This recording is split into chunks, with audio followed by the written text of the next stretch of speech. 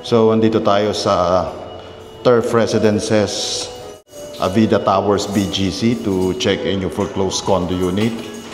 But before that, please subscribe again to our YouTube channel at Foreclosed Hub. So let's go and check this out. So this is the unit. Corner unit siya or end unit. First floor lang with balcony. Yan, facing BGC. And then yung balcony niya, pinasok lang tayo ng tubig. Siguro barado lang yung drainage doon. Ayun, no? Wrap around balcony siya. This is approximately 70 square meters, around 13.8 million. 3 bedrooms. Ano yung maingay? Yun, kailan mo ito. 3 bedroom. Ito maganda. Football field. Ito yung master's bedroom. May CR pa? Oo. May sarili siyang CR. Yung ano niya, yung fire alarm niya.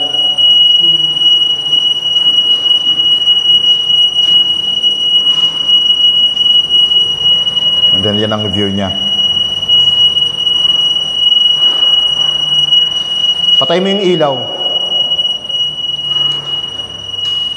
Meron pa rin. Anong pa rin? And then ito yung bedroom 2. Kaya buksan mo.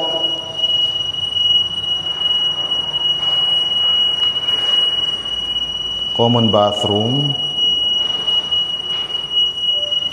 Then yung over and under cabinets niya. So,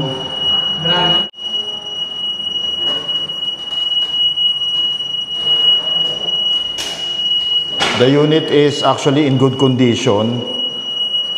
Mukhang hindi siya nagamit ng previous owner. Good as brand new. 70 square meter. Dito nga lang talagang naipon na yung tubig. Ayan. Barado yata yung drainage. Ayun.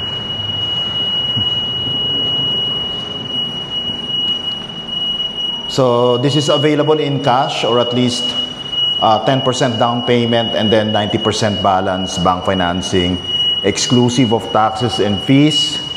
This is as is where is.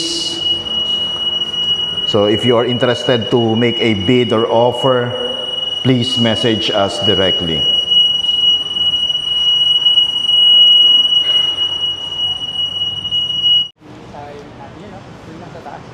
Oo. Malaki nga yung balcony nila, panalo. Swimming pool. Paano walang balcony? Okay dito, magkakape-kape ka dito. Ganda nga dito. May gym din sila dun, oh.